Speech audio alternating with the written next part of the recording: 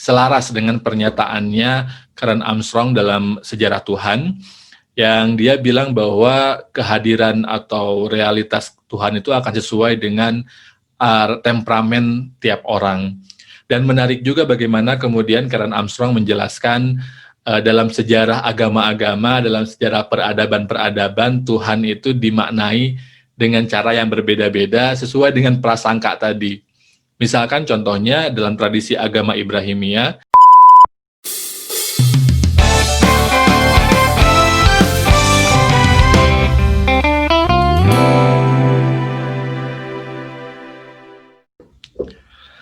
Assalamualaikum warahmatullahi wabarakatuh.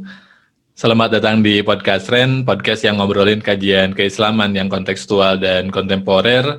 Dan di setiap hari Selasa kita ada telaah tematik Selasa yang dalam 3 bulan ini dari Januari sampai Maret 2021 kita akan membahas tentang topik-topik yang berkaitan dengan proses kita untuk mengakrabi dan memeluk Allah. Kadang-kadang kita terlalu sibuk dengan kehidupan kita, dengan aktivitas sehari-hari kita, sehingga kita lupa untuk lebih mengenali, lebih mengakrabi Tuhan kita, lebih mengakrabi Allah Subhanahu wa Ta'ala. Kita menerima definisi Allah secara sederhana yang dijelaskan melalui pendekatan-pendekatan teologis, tapi kemudian kita tidak mencoba untuk menggali lebih dalam, mengelaborasi sehingga kemudian pengalaman spiritualitas kita terkait koneksi kita dengan Allah menjadi dalam tanda kutip agak kering gitu. Nah, ini seri dalam proses mengakrabi ini atau proses takorub ini adalah sebuah refleksi agar kita kemudian bisa memperkuat koneksi kita dengan Allah Subhanahu wa Ta'ala, dengan Tuhan kita melalui proses pendiskusian yang sifatnya kontekstual. Nah, kita akan memulai seri ini, telaah ini dengan membahas pertanyaan, Allah itu sebetulnya Tuhan atau kekasih yang seperti apa sih? Mengingat Allah menjelaskan kepada kita bahwa Inna indadzonni abdi bi, sesungguhnya saya ini, kata Allah, sesuai dengan prasangka manusia. Prasangka hamba saya, katanya. Nah, ini apa maksudnya? Kenapa Allah kemudian menjelaskan dirinya dalam tanda kutip sesuai dengan prasangka kita? Apakah prasangka kita kemudian mengurung Allah sehingga Allah hanya akan sesuai dengan prasangka kita ataukah gimana? Nah, berdasarkan apa yang saya alami, apa yang saya pelajari, apa yang saya rasakan, sebetulnya ketika Allah menjelaskan bahwa beliau sesuai dengan prasangka hambanya, ini lebih untuk menegaskan bagaimana sebetulnya perspektif kita, persepsi kita, asumsi kita itu akan mempengaruhi pengalaman spiritualitas kita dalam merasakan kehadiran Allah di dalam diri kita. Dan ini dibenarkan atau dibuktikan atau diselaras dengan pernyataannya Karen Armstrong dalam Sejarah Tuhan, yang dia bilang bahwa kehadiran atau realitas Tuhan itu akan sesuai dengan temperamen tiap orang. Dan menarik juga bagaimana kemudian Karen Armstrong menjelaskan dalam sejarah agama-agama, dalam sejarah peradaban-peradaban, Tuhan itu dimaknai dengan cara yang berbeda-beda sesuai dengan prasangka tadi. Misalkan contohnya dalam tradisi agama Ibrahimia, umat Nabi Musa melihat Allah sebagai Tuhan yang menaklukkan, Tuhan sang penakluk. Tapi Nabi Yesaya masih dalam konteks jalinan besar agama Ibrahimia melihat Allah ini sebagai Tuhan yang penuh kedukaan, penuh kesedihan. Kemudian ada juga Sokrates misalkan dari kalangan filosofi, dari kalangan filsuf yang dia menyebut Tuhan itu sebagai zat yang maha kuasa, tapi dia nggak peduli dengan ciptaannya sendiri. Boro-boro menentukan takdirnya, boro-boro menentukan presisi ketepatan unsur-unsur alam semesta. Tuhan tahu bahwa ada ciptaan yang fana, selain yang fana, yang berbeda dengan dirinya, tetapi kemudian Tuhan tidak peduli, menurut Sokrates.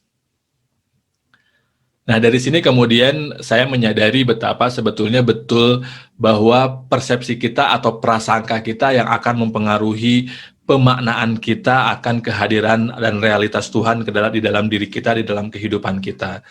Dan dalam hal ini kemudian kalau kita tarik ke dalam dakwah Islam, ini menarik karena kemudian Allah menjelaskan di dalam Quran bahwa inna ba'dadh-dhonni ismun. Sebagian besar prasangka itu adalah dosa.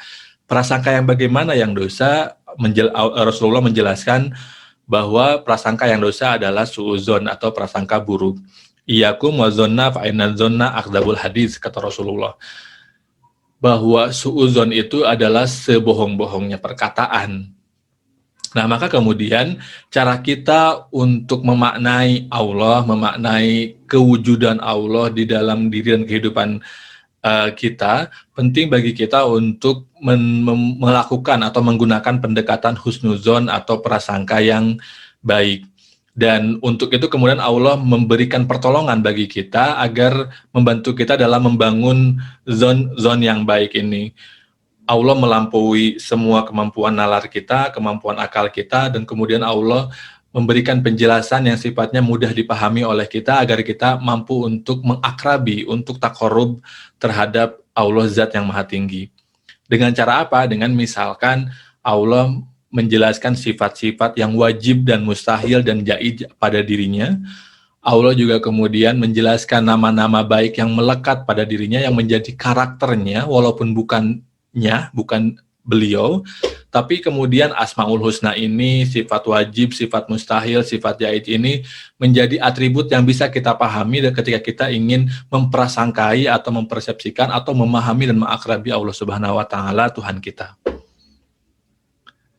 Dan ini menarik kemudian ketika kita lihat Asmaul Husna, ada sifat Rahman dan Rahim.